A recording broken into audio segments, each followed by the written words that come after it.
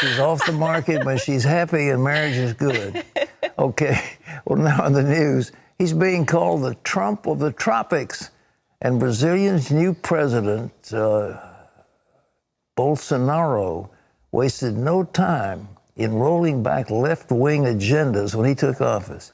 He met with President Trump yesterday at the White House, and then we had the honor of praying with him as a group of evangelicals met shortly after his visit to the Oval Office. Bolsonaro sat down with our George Thomas for this exclusive interview. Jair Bolsonaro is in America to tell Donald Trump that he has a president who not only admires him, but is also a friend of the United States. It is time to overcome old resistances and explore the very best potential between Brazil and the United States. After all, it is fair to say that today, Brazil does have a president that is not anti-American. During a 2-hour meeting at the White House Tuesday, which included a luncheon and Rose Garden press conference, the two leaders signed agreements and discussed how to work together to end the upheaval in Venezuela. President Trump said Bolsonaro's historic election win marked a new day in Brazil and a new era in friendship with the United States. I want to congratulate you again on your tremendous election victory. Last October, it was an incredible feat. And really a truly incredible challenge.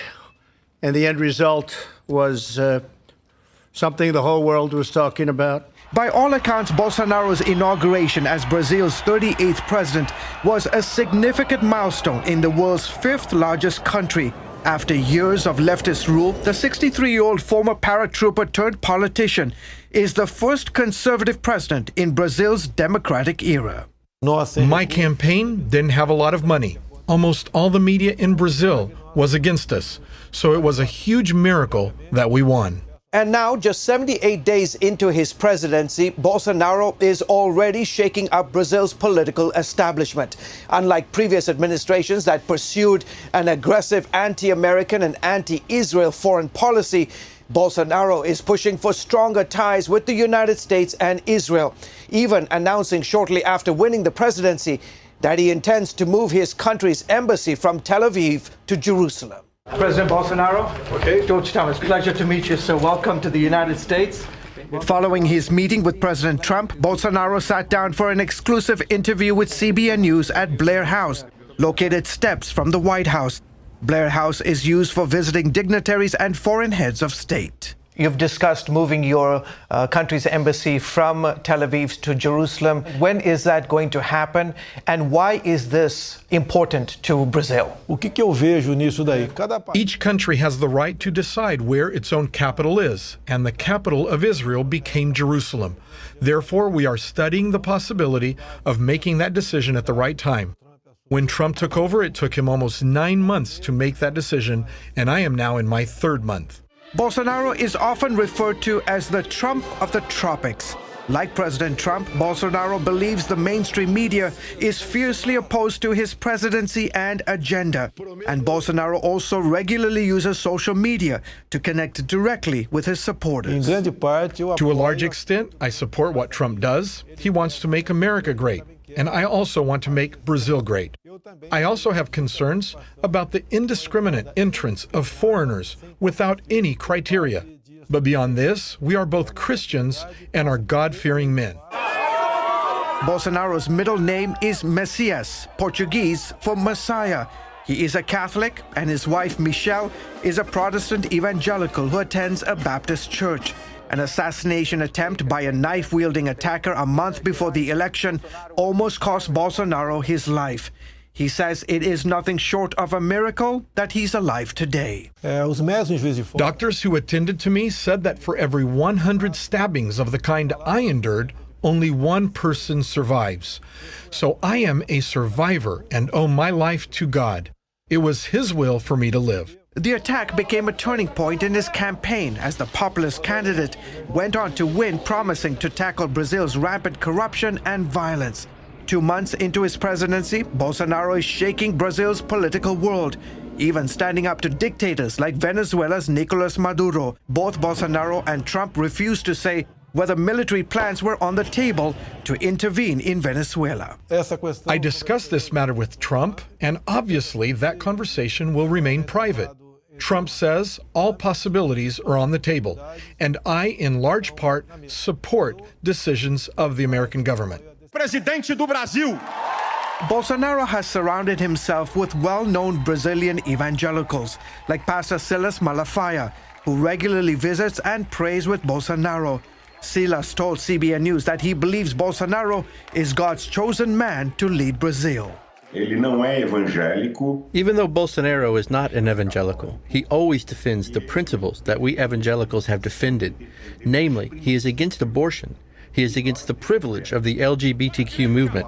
He recognizes the greatness and importance of Israel, defends the family, and wants to fight corruption and restore our economy.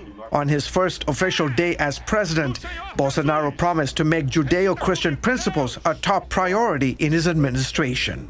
Can you talk about the impact that decades of leftist ideology has had on the social and spiritual fabric of Brazil? The ideology of the left has taken over the universities and also the journalists of Brazil.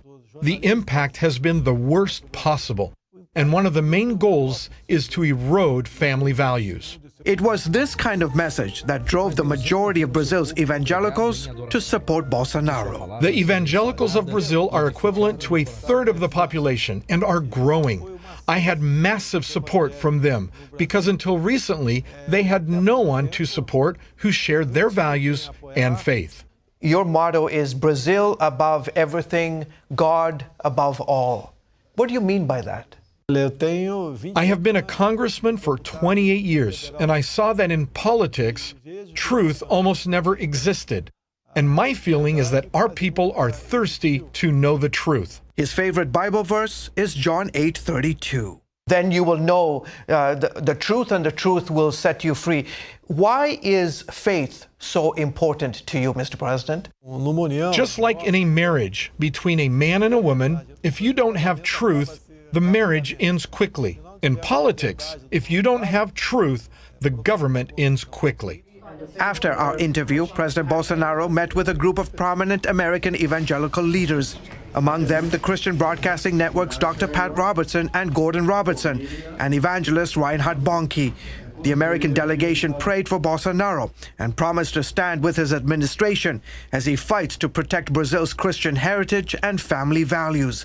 They also pledged to help Brazil provide humanitarian relief for those suffering in Venezuela. Why is this meeting important to you, Mr. President? I recognize the work evangelicals do in my country, which is no different to what they do around the world, sharing the Word of God and strengthening family values.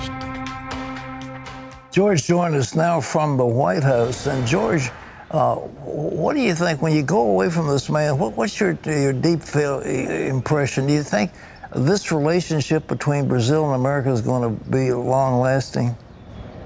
There's absolutely no doubt. I mean, you have to understand the context, Pat, of Latin America. 3/4 of Latin America has been ruled by leftist governments. Brazil was one of them for almost 2 decades, Pat. And Bolsonaro came on the scene pretty much from political obscurity, and he saw what the leftist ideology was doing to his nation. And as a man of deep faith, he realized that the leftist ideology wanted to launch an all-out assault on the family and to introduce all these things that were that was against the Bible and his belief. And so he ran on that platform, promising to restore the family, to promising integrity to the nation. And in the process, he said, 2 decades of leftist ideology, we coddled Iran, we coddled Cuba, we coddled Venezuela.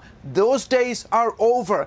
Typically, when the new administration comes into Brazilian power, their first overseas trip, Pat, is to Venezuela or Cuba. Bolsonaro said, no, we are in a new era. my first bilateral trip is going to be to Washington, D.C.